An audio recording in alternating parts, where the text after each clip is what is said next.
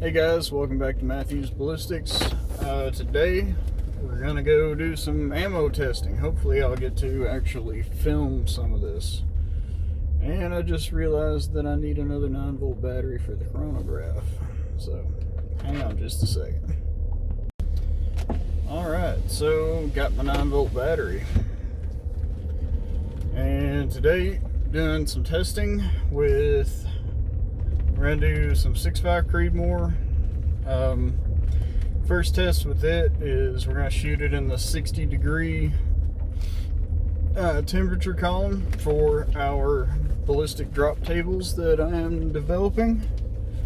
So it's important to try to get the ammo to be the same temperature as the ambient air temperature. So the first, while it's 55 right now, so by the time we get to the range it'll be about 60 degrees, and we'll shoot the test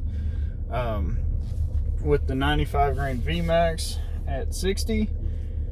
And then after that I'm going to kind of wait and let it warm up a little bit and shoot the try to wait until it gets at least to 68, hopefully to 70 degrees if I've got enough time. And I'm going to shoot some 144 grain Lapua FMJs out of the 6.5 Creedmoor.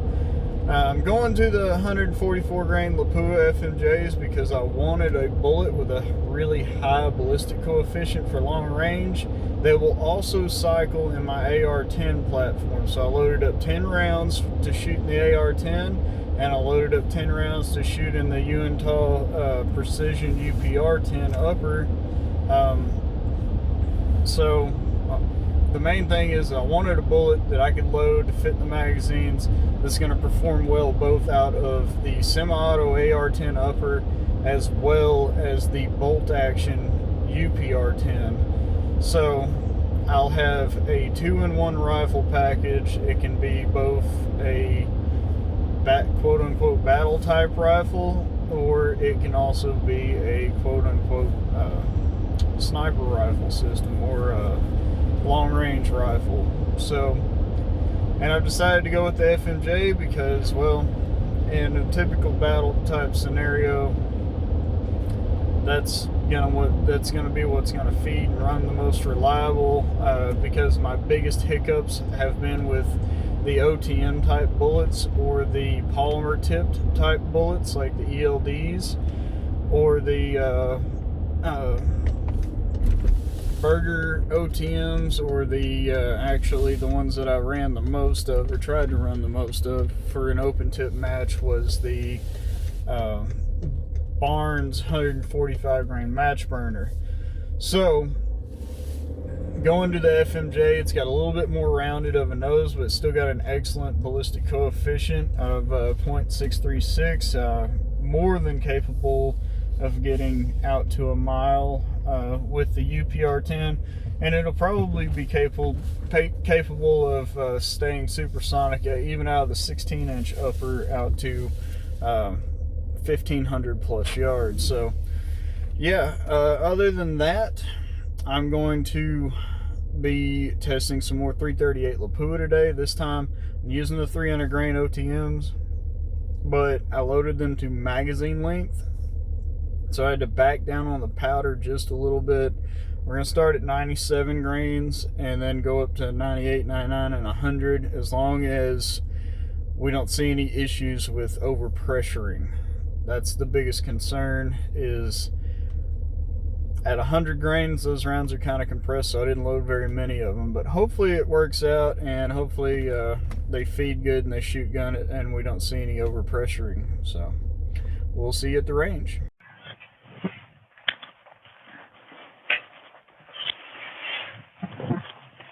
Alright guys, so today I am doing some more 95 grain 6.5 Creedmoor testing. We kind of missed our exact 60-degree window that I wanted to test these at. So it's about 64.5 degrees, and the ammo temperature is about 66 degrees, so that's probably going to be okay today. Yeah, the gun's about 66. First, before we do this, I got to go get a magazine. Well, I don't necessarily have to have a magazine for this, but so I'm going to shoot a couple spotting rounds, and I'm just going to single feed them. I've actually got some extra ammo for that. I just cleaned the barrel on this rifle, so I'm going to shoot a couple fouling and spotting rounds, see where it's at, and we'll get into doing the testing. So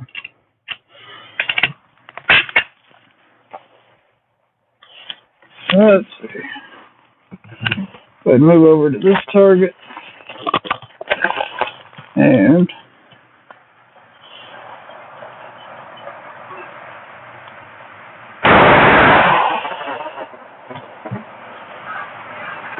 not bad. 3381.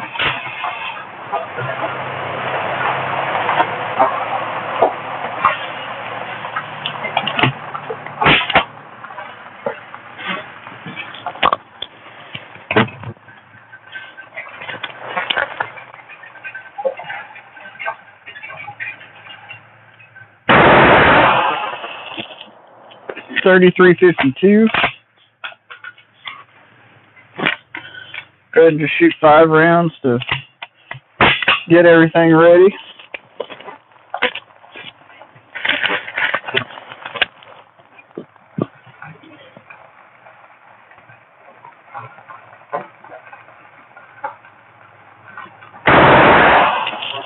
.3347.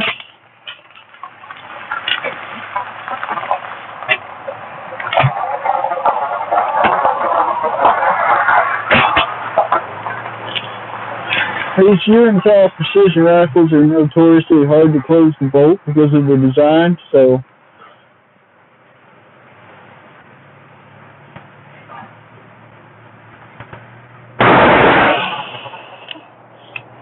got a little bit of an error on that. I'm shooting a little bit off to the right of the chronograph, so it's not going to pick every one of these up. These are just obviously my rounds to kind of warm the bed up just a little bit. And 3373. So we're running basically almost the same velocity as we were at 70 degrees. It's only 5 degrees cooler.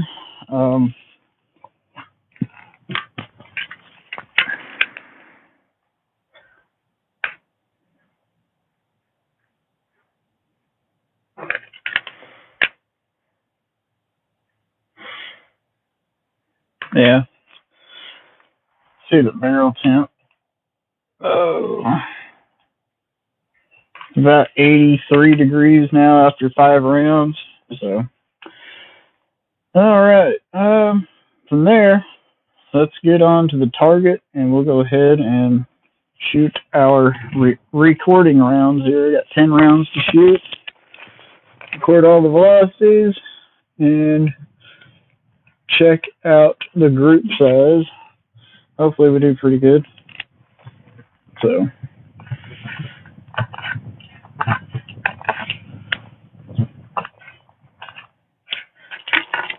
and I'm actually going to go find the magazine to make this a little easier.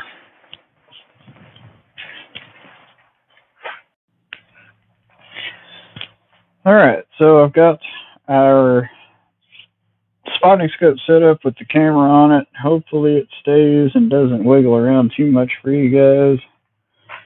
And we'll record the shots through it.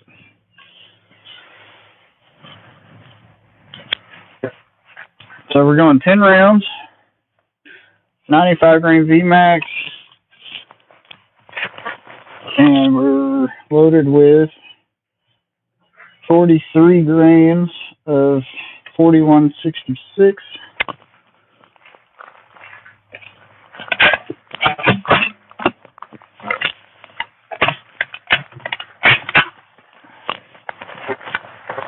Here we go.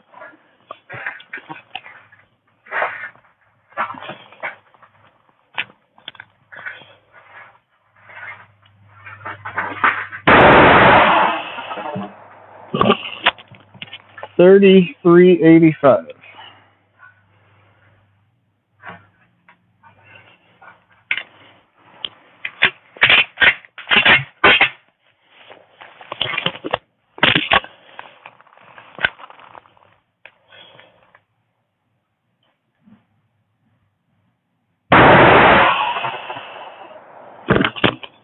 $33.67.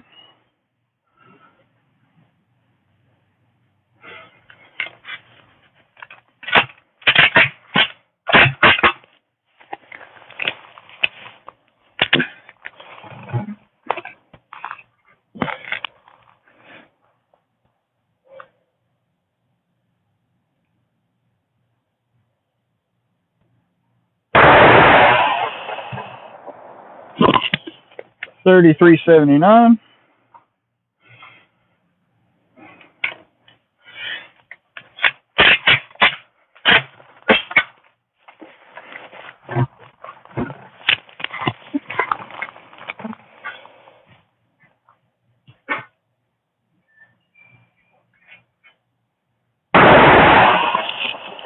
$34.08.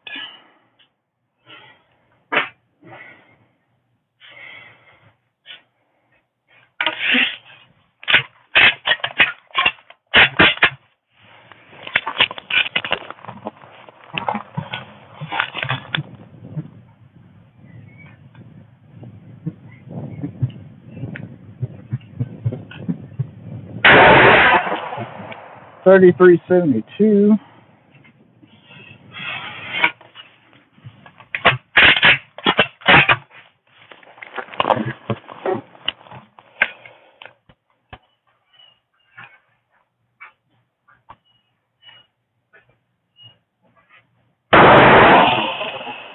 Be $33.85.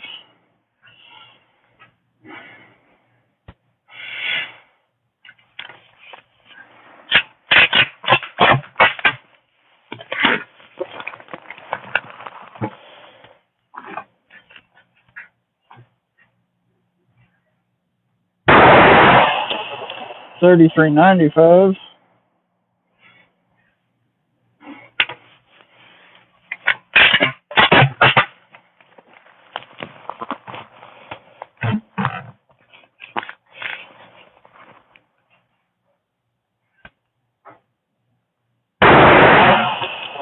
$33.90.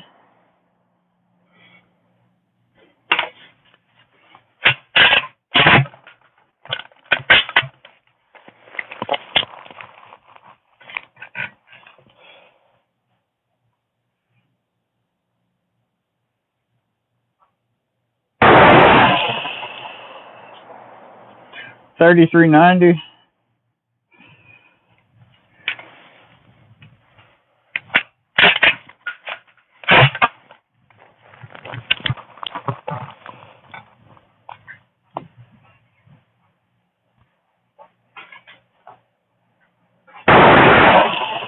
And $33.93.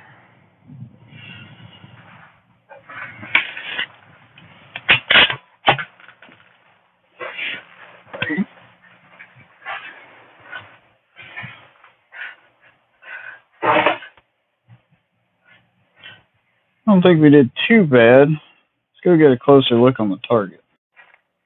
Alright, so here we are at the close-up at the target, and this area is exactly 1 inch round, so it's 10 shots, and the velocity today is actually a little higher than it was at 70 degrees, so not really sure why that is. Everything else is the same, barometric pressure and everything, so it's a little strange things that happen. Alright, so after doing some math on 10 shots, we got an average velocity of 33.86 with an extreme spread of 41 feet per second. And by measuring the group size. It's actually right at 1 minute of angle, so 1.05 inches tall by 0.87 inches wide, so a minute high by a little under a minute wide. So even though it doesn't look to be super great, it's not a one hole group, it's still more than plenty accurate to for hunting purposes, which is what these rounds are for. Alright, so now we're going to switch to a 144 grain FMJ. This is a Lapua. It's got a ballistic coefficient of 0.636, so it's a really efficient FMJ. Be great for long range shooting, as well as hopefully running in an AR, which we'll find out here in just a little while. It's almost 70 degrees out. It's about 68 degrees. We're recording this data for the 70 degree column on our ballistic chart. So we're going to see how this goes. I'm running 44.5 grains of Power Pro 4000 MR Magnum rifle powder, and I'm running a Federal 210 standard large rifle primer. So we'll see how it goes. It's probably going to shoot a little bit lower, less speed than the 95 grains, and see what kind of velocity we get, how good it is, how low the extreme spread, and we're also going to look and just see what kind of group size we get. Now, all of these rounds are crimped, and the reason why they are crimped is because, and I crimped them with a Lee factory crimp die for the purpose of running them in an AR-10 upper, and I do not want to have the possibility of the bullet being shoved up into the case from the reciprocating action of the AR. So here we go.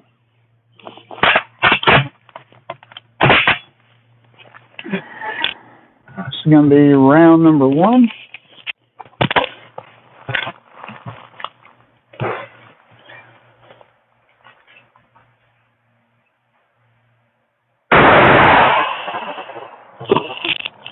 $29.11. It's actually a little better than what I was kind of expecting.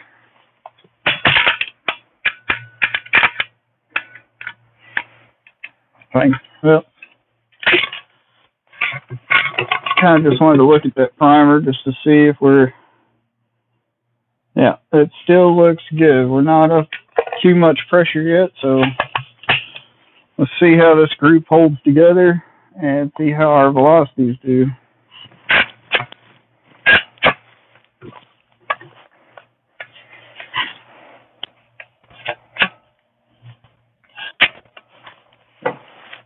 Hang on just a sec.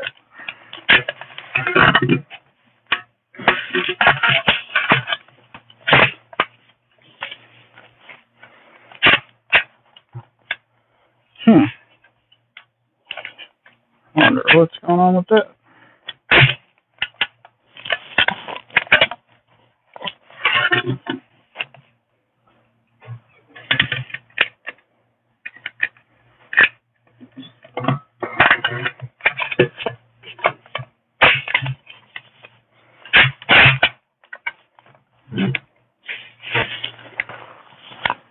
A little minor inconvenience there. It wasn't feeding from the magazine into the barrel. So, anyways, round number 2.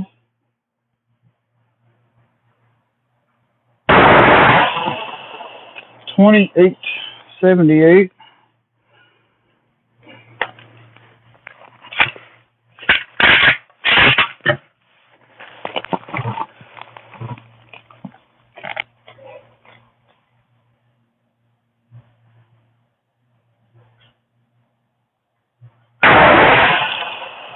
$28.90.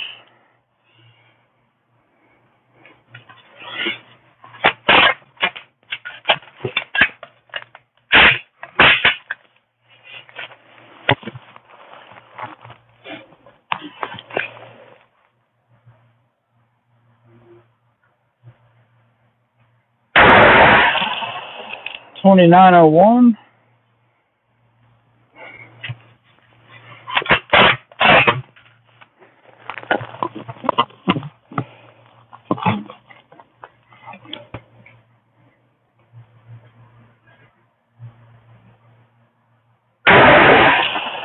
2910.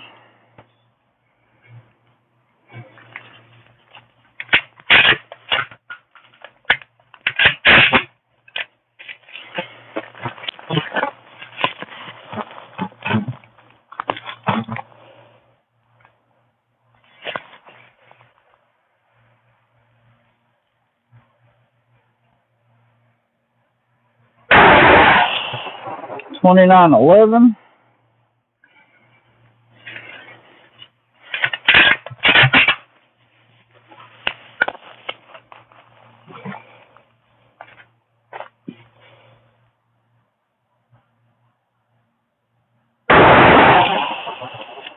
$29.11.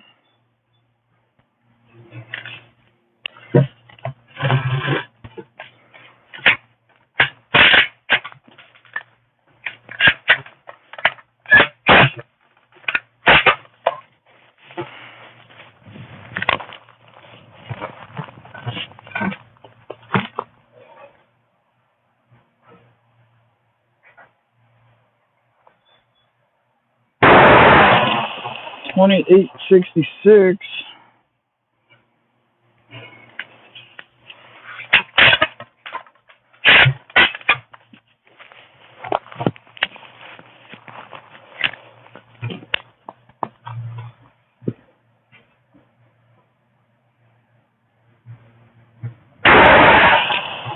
$29.04.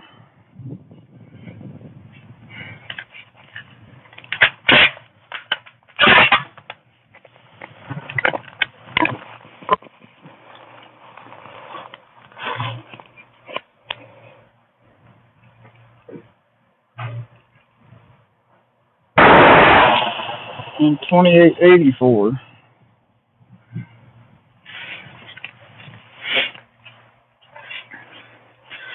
So it looks like we got a couple flyers there. Let's go. I'm gonna go get the target and we'll take a closer look.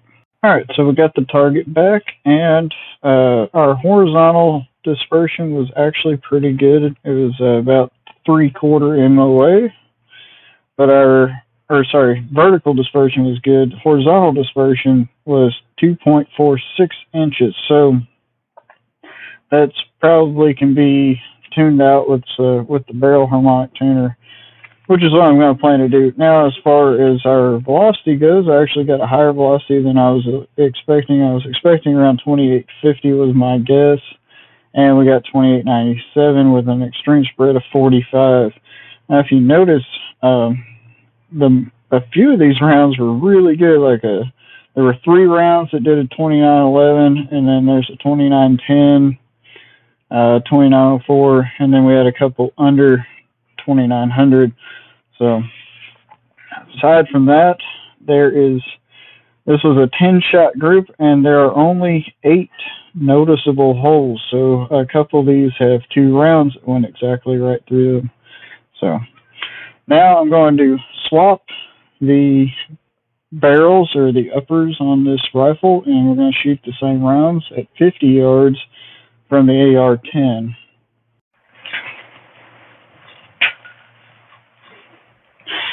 Alright, so to show you guys how this works, it's actually a really simple swap. So, make sure we're okay. Empty casing out. And so you're going to have to start with the bolt actually in the forward position, which it's not wanting to let me do that. Oh, doesn't matter. Take the mag out, run the bolt to the forward position so that it's not up inside the mag or the buffer tube, and then pop the 2 takedown pins and take the lower off. Set this aside.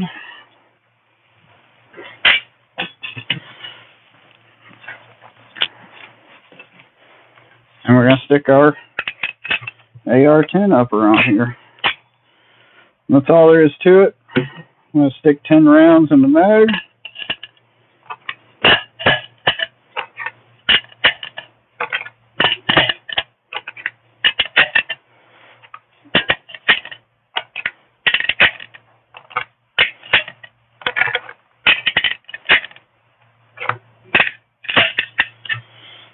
We're going to set up a target for this at 50 yards, and we're going to see what kind of velocities we get out of it. It's a 16-inch barrel and not a 26-inch barrel.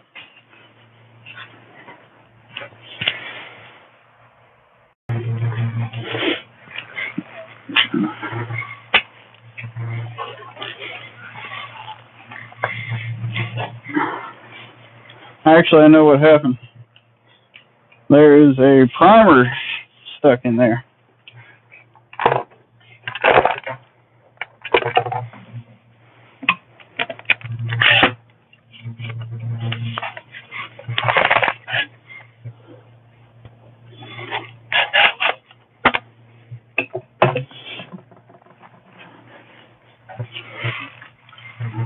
I also blew my energy drink off the table.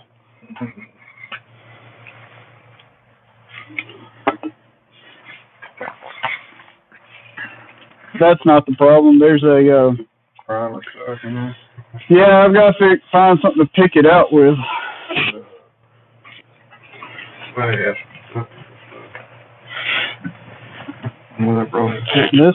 This might work.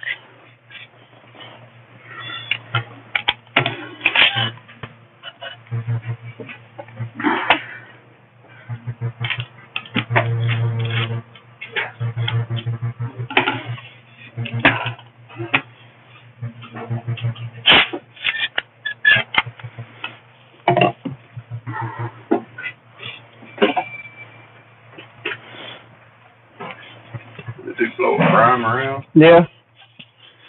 Still overpressure. No, I think the primer pockets are just getting a little bit worn. Get it out? Yeah. So,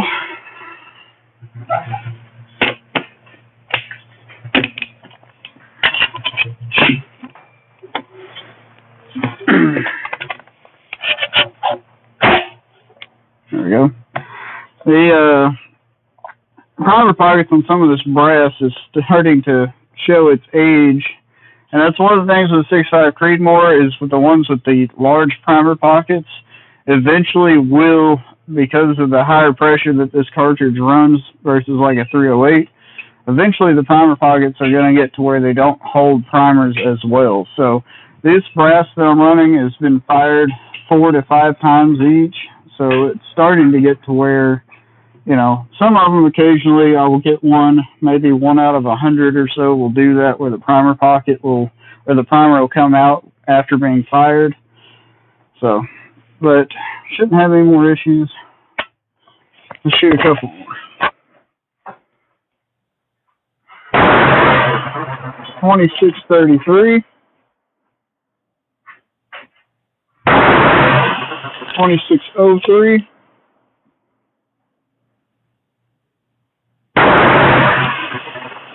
2624. 2617. 2573. And that was our last round. So, other than the primer coming out of the pocket and jamming the rifle up, it shot all the other rounds flawlessly. So, let's go take a look at this target.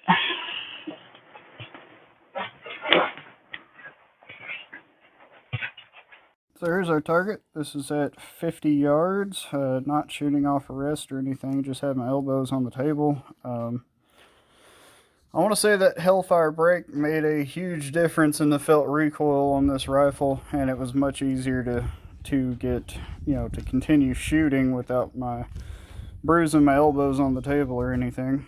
So grip's not bad, and we only had the one issue of one of the primers coming unseated from a piece of brass. But like I said, the primer pockets on this brass has had quite a bit of wear and tear on them. This is at least the 4th, maybe 5th time some of this brass has been reloaded.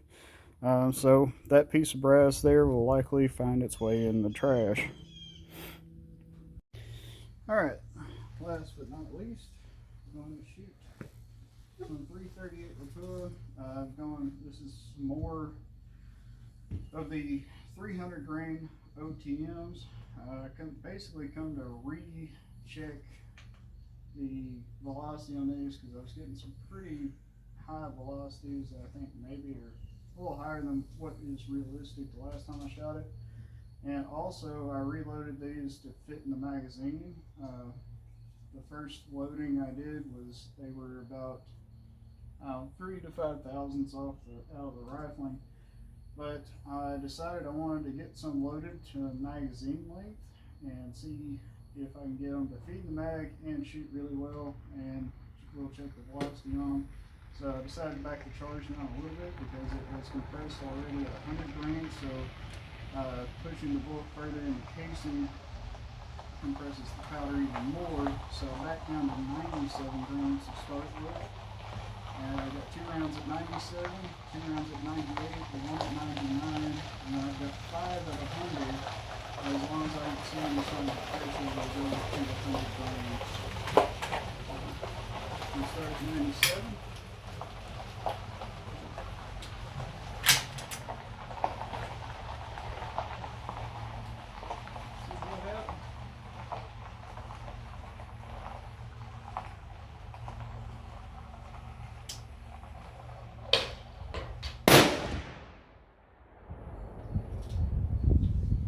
That's 2672, 97 grains.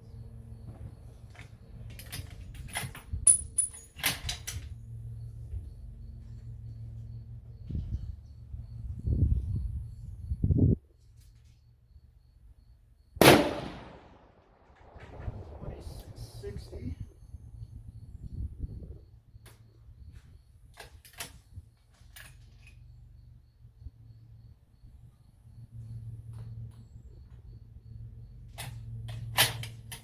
This is 98 grains.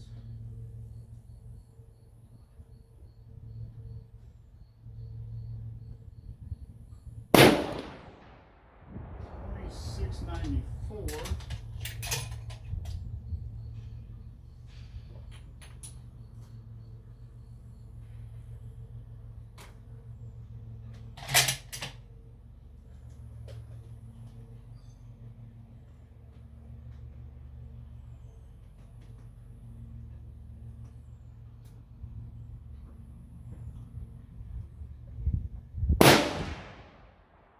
$26.83.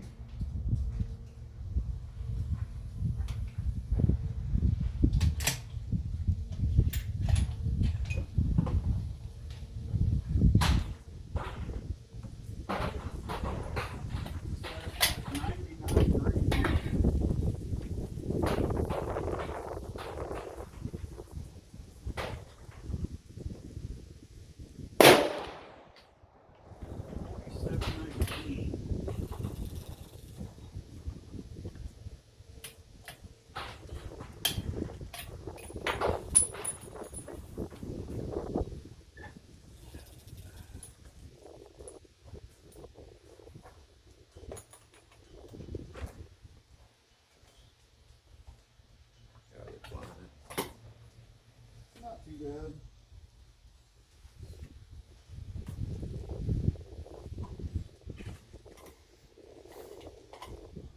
Forgot I may need to kind of clean this chamber on this thing a little bit. The group's kind of a little bit big. Yeah. Alright, we're at 100 grains of powder.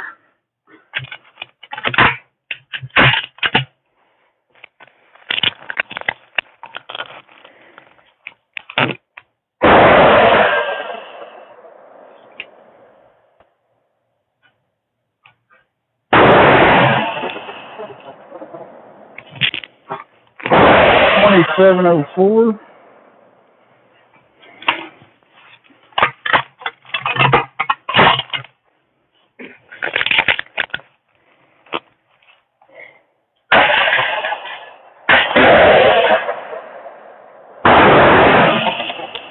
$27.43.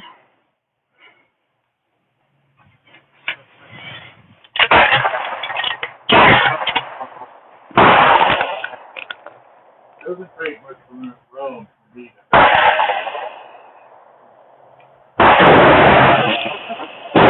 741.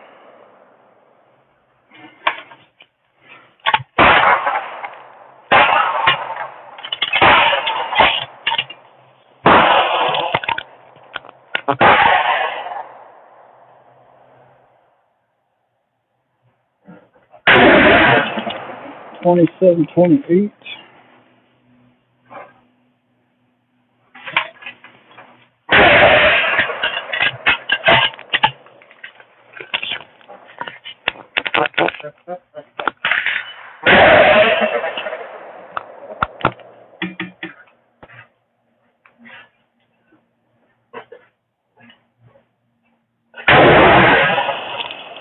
$27.43.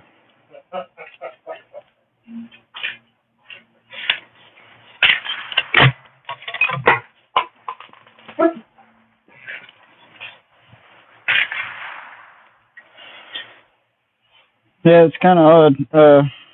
3 of the rounds hit to the right and 2 to the left. I'm about some work to do on this thing.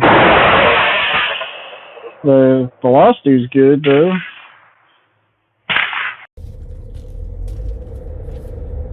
So, you guys remember a couple weeks ago, I was out doing some load development testing with the 338 Lapua, and I was running 101 grains of the H50 BMG powder, and my chronograph was reading like 2,900 feet per second, which was like, that's pretty insane for a 300 grain bullet and a 338 Lapua, unless you're running like a really, really long barrel. Of course, my barrel's 30 inches. Now, a lot of the big time competition long range shooters are running custom barrels that are like 36 inches long sometimes. But anyways, so today, like I mentioned, I had to put a new battery in the chronograph because the last weekend I was out there, it was kind of, it took the last session I shot, the low battery light came on. So put a new battery in it, and I retested with 100 grains of powder today, and my average velocity was 2,732 feet per second using 100 grains and not 101. And I also seated these bullets deeper in the casings to be able to fit them in the magazine. So going down 1 grain of powder really does not equate to 200 feet per second velocity loss. That is just, I've never seen that happen before, even in like pistol rounds. But especially like when you think about it, like that is literally 1% of the powder when you're talking 100 grains of powder or more.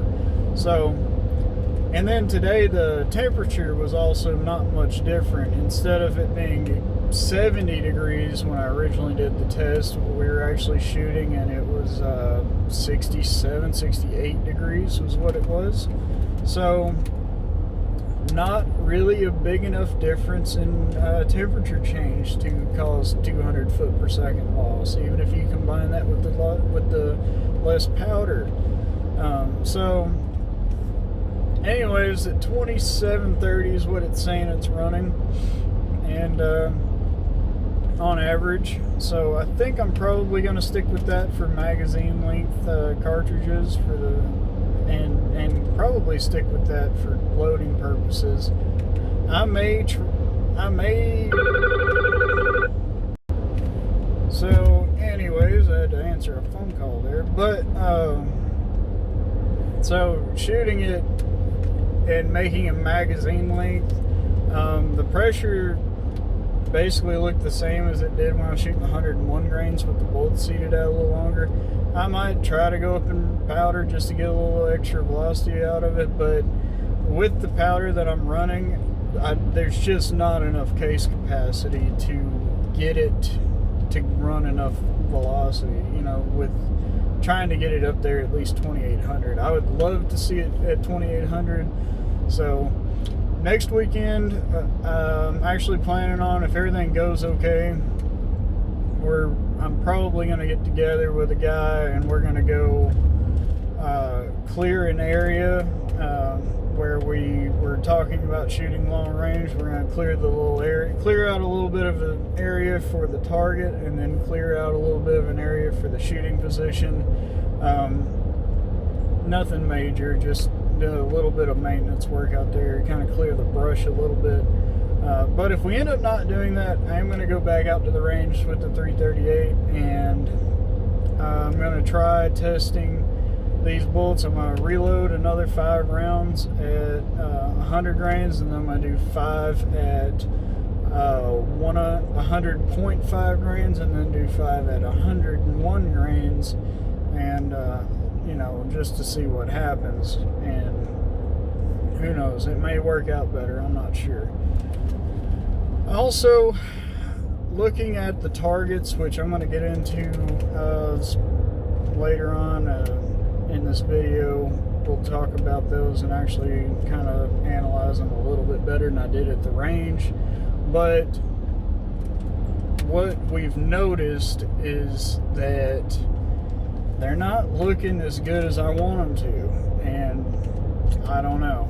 You know, I'm wondering if this scope base may have gotten loose again. It shouldn't have, because I put enough Loctite on it that it should be pretty much permanently fixed.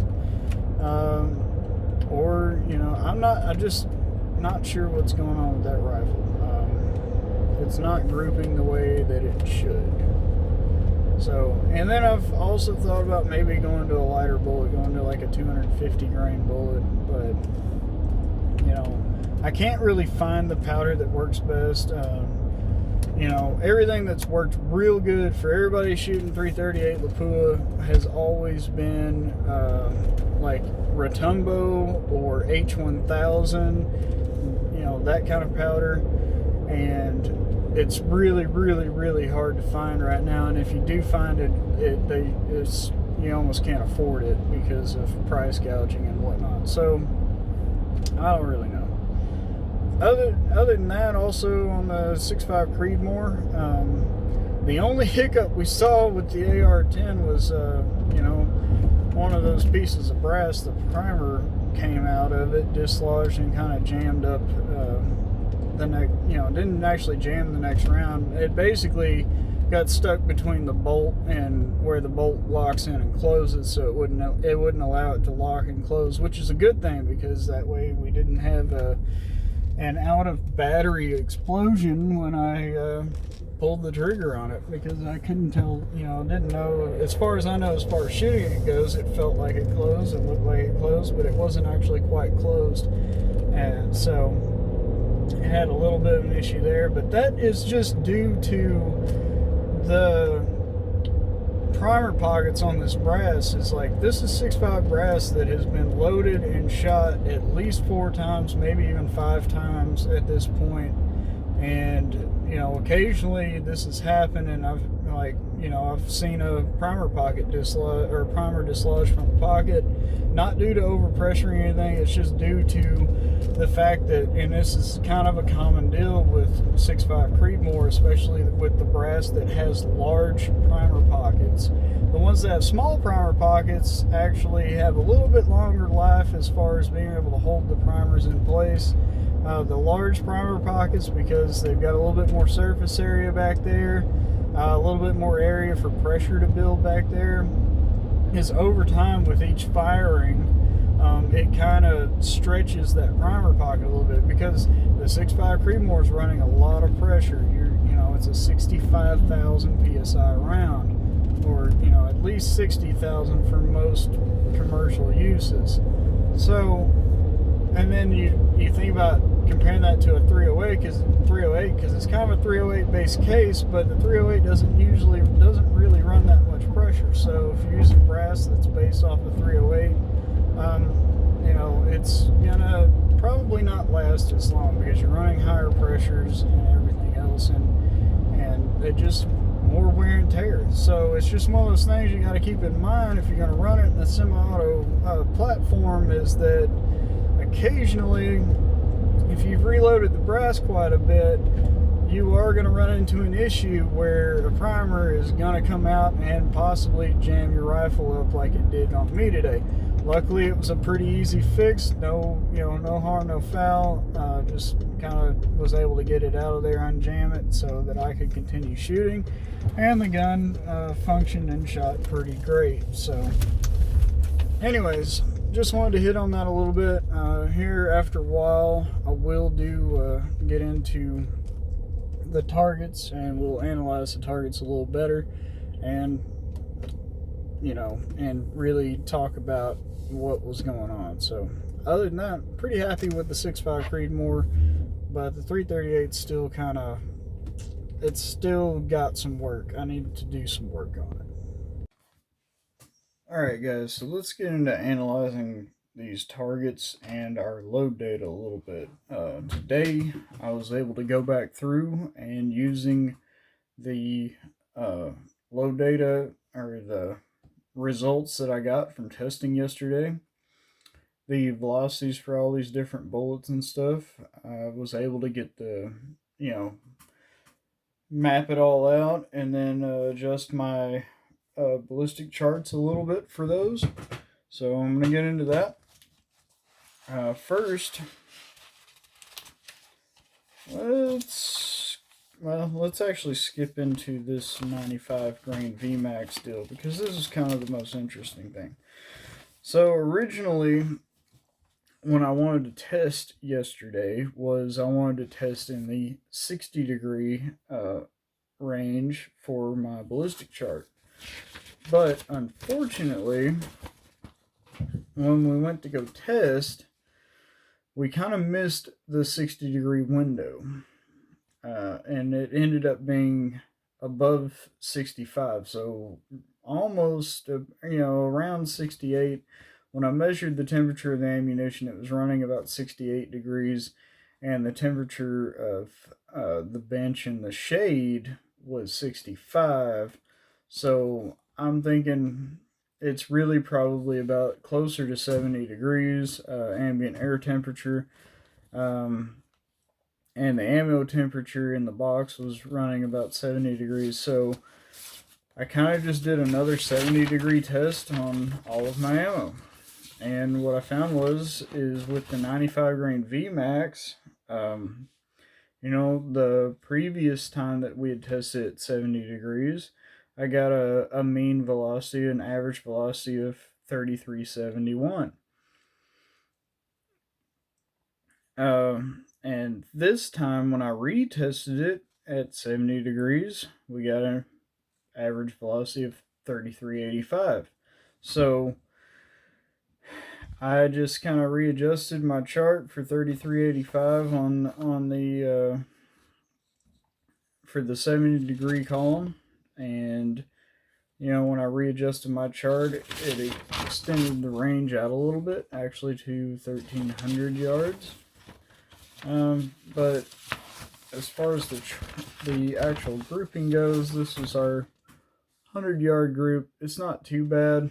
It's about 3/4 inches wide by about an inch tall, so not a terrible group for a 95 grain VMAX. It's running almost 3,400 feet per second. So I really don't know how those ballistic tips on those bullets hold up at that speed with the amount of air friction and everything. And our extreme spread, by the way, on this for 10 shots was 41 feet per second, which is not terrible. And all things considered, these rounds are also crimped. So I crimped them, and I crimped them in brass that has been fired between 3 and 5 shots. So depending on the piece of brass, the brass may have been thicker or a little thinner, because one piece may have been fired a couple more times and stretched a little more and then trimmed a little more. So it's not super uniform brass, is what I'm saying. Is I didn't go through and weigh any of the brass to try to make this more consistent. This is just because, and the reason why is because I'm buying new brass. I'm working on buying about I'm going to start with 200 pieces of brass, of brand new brass to start with, and I really am probably going to try to save up and get at least 500 pieces of brand new brass for the 6.5 Creedmoor, and really start fresh and clean it all up and make each piece of brass like identical and give me a really good starting platform, because I've got a whole bunch of 6.5 Creedmoor brass right now. You know, probably another 300 pieces, 400 pieces of 6.5 Creedmoor brass, and most of it's Hornady. I've got a few Winchesters in there. Occasionally, I do find one or two pieces of Aguila that if I find it and pick it out, I just throw it away because the Aguila brass is junk. But as far as this goes, I'm separating out the Winchester because the Winchester, it does have less case capacity than the Hornady, so I'm trying to separate that out. As I noticed when I ended up loading it with the same charge as the Winchester, gave me a higher velocity, and I think that's because of the less case capacity that it actually had. So I'm trying to use only Hornady and when I'm doing these testings, and trying to make sure that I just use the Hornady brass, and it gives more consistent results that way. So moving on, did some of the first testing with the 144 grain FMJ, and at 100 yards, we got this target. This is a 10-shot target, but we got a really small group right in the middle. It's pretty small, pretty good. I'm pretty happy with.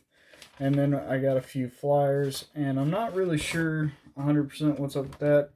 I've read that sometimes a horizontal dispersion like that indicates that maybe I'm running a little bit too much powder, a little bit too much charge. I need to come down a little bit. On the other hand, the majority of that group is actually in a vertical spread, and there's only 3 bullets that were outliers horizontally. And with that 144 grain bullet, I'm running 44.5 grains of Power Pro 4000 MR Magnum rifle powder with a standard Federal 210. This is not a Magnum rifle primer. This is a standard Federal large rifle primer, and we got an average velocity of 2895, and our extreme spread on this was 39 feet per second. So I'm pretty happy with that. I can't really complain a whole lot about that. So that's beginning stages of this 144 grain FMJ. This is the Lapua FMJ, and of course these are all crimped because, once again, I'm planning on running them in the AR-10 as well as being able to run them in the bolt action, and so I need them to be crimped so that I don't have any issues of the bullets being jammed up in the casings or anything like that. So I'm using a Lee factory crimp die. And then in our AR-10 book, our ammo log for it, I ran 10 rounds in it, and we got a pretty good group on this target too. For 10 rounds, they all shot a little high, but not too bad. I'm running a fixed 5 power Burris red dot on this, and our average velocity on this was 2,615 feet per second, and if you calculate it out to distance, that means that it will actually stay supersonic until 1,700 yards in the 100-degree temp column, if you estimate it. In the 70-degree temp column, at 1,600 yards. So 1,600 yards out of a 16-inch 6.5 Creedmoor. I mean, you're pushing 9/10 of a mile at that point. But other than that, I've got a little more testing to do, because I did have an issue with this brass is getting kind of old and getting kind of dated, and I mentioned that earlier in the video that one of the primers did come out of the primer pocket and it jammed up the rifle. And I don't want that to happen with a semi-automatic function on a rifle. You know what I'm saying? Like, you don't want to have to need this thing to be running clean and then all of a sudden primer pops out and jams the whole operation. That's one of those things where it's like, yeah, I probably need to think about buying new brass for that purpose, is to make sure to try to eliminate that problem. That really is a very unique problem, and it's actually something that's, I think that may have been the first time that's ever happened to me in that rifle, other than when I tried to ream the primer pockets on the Aguila brass and reload it. Now, I did have a couple of those primer pockets pop, and that's because when you're running a reamer by hand, sometimes it's kind of hard to tell how much material you've removed. And when you go to seat the primers, you can definitely tell that, yes, some of them were a lot looser than others when I went to seat them, and that was part of the problem there. So now that I'm not doing that, and I'm focusing on using Hornady brass that doesn't need to be reamed or swagged or anything, the only thing I'm doing with it is running a K&M precision uniforming tool, and I'm probably not really going to do that with any more of the rounds that I plan to run in the semi-auto. I'm only going to do that with rounds that are specifically going to be run in the bolt actions, and that way, that just eliminates a headache, eliminates the possibility of, running into that problem again. So then we're going to get on to the 338 Lapua.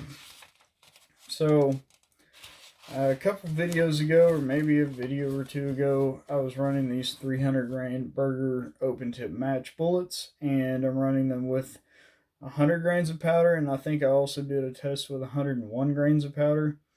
And I think at that point my chronograph, the batteries are kind of getting low in it, and also it's sitting out in direct sunlight, so it may have not been picking up the actual bullet correctly. Because today or yesterday, when I ran the same 100 grains of powder, the only thing I changed was the bullet seeing depth.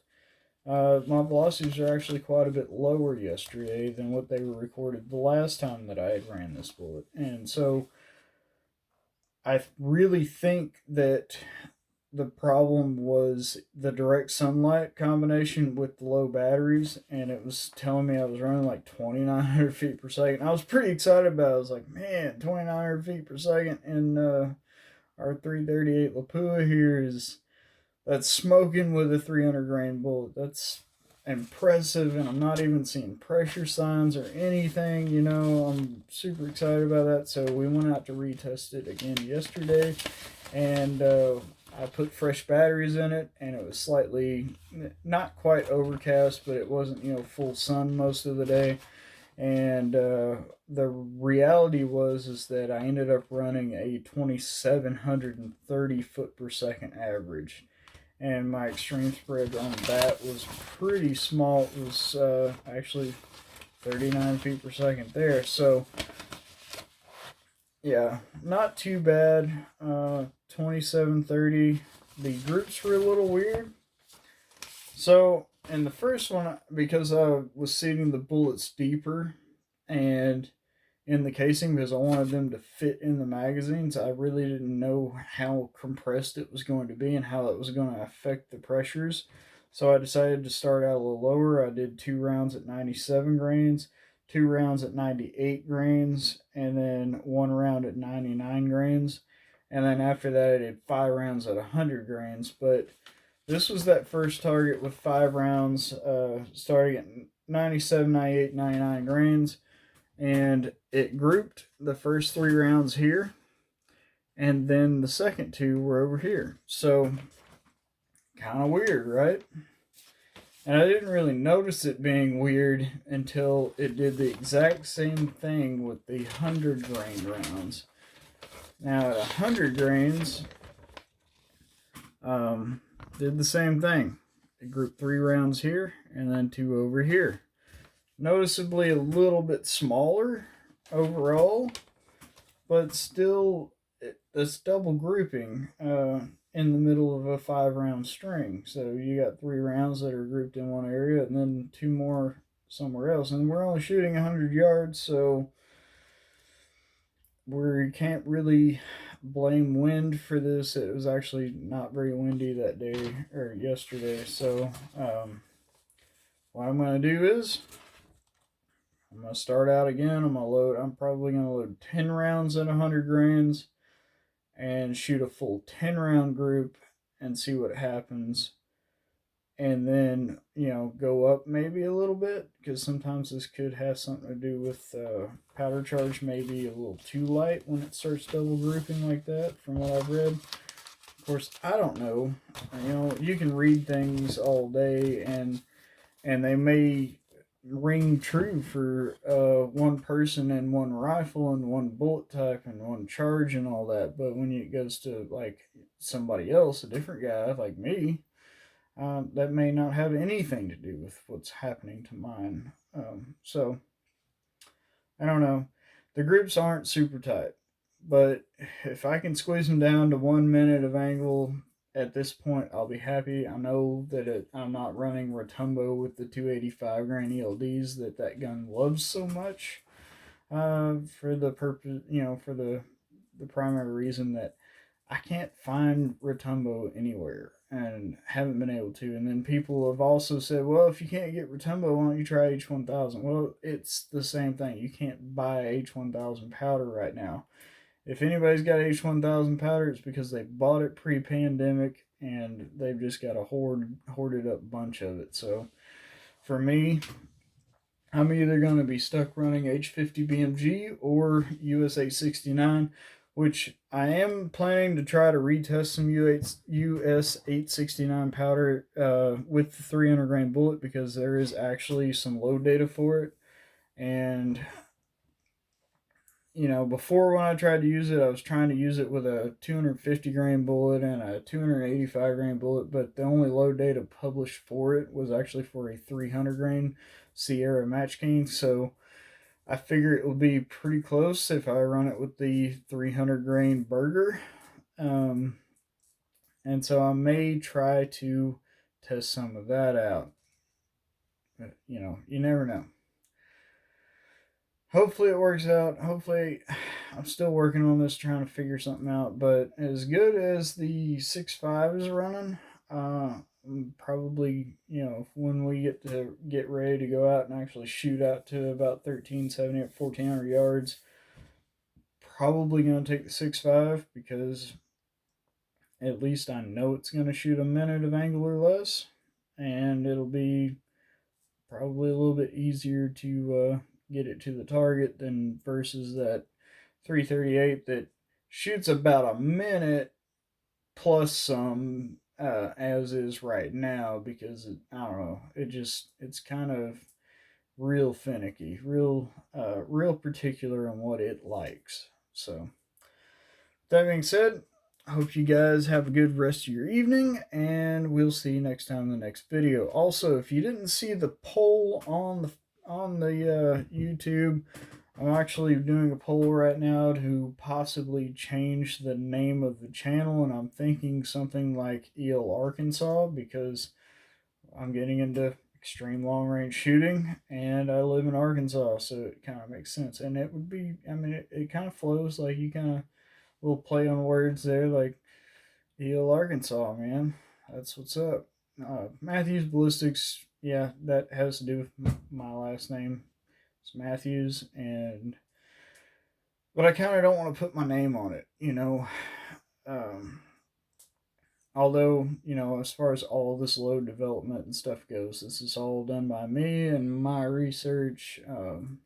But I kind of think that I want to start bringing, a couple people on board with shooting long range, and I don't, it just feel weird if we are just putting my name on it, and I've really got these guys helping me out, and I'm working with them. So I'm thinking changing gears a little bit and changing the name will help. And I want y'all to go check that poll out. Let me know what you think. Maybe, if you don't like the idea of it, and tell me, hey, just stick with Matthew's Ballistics, it works. That maybe that's what I'll do. But I've got a bunch of other stuff that I want to start working on as well. So, anyways, thank you guys for watching, and we'll see you next time in the next video. Bye bye.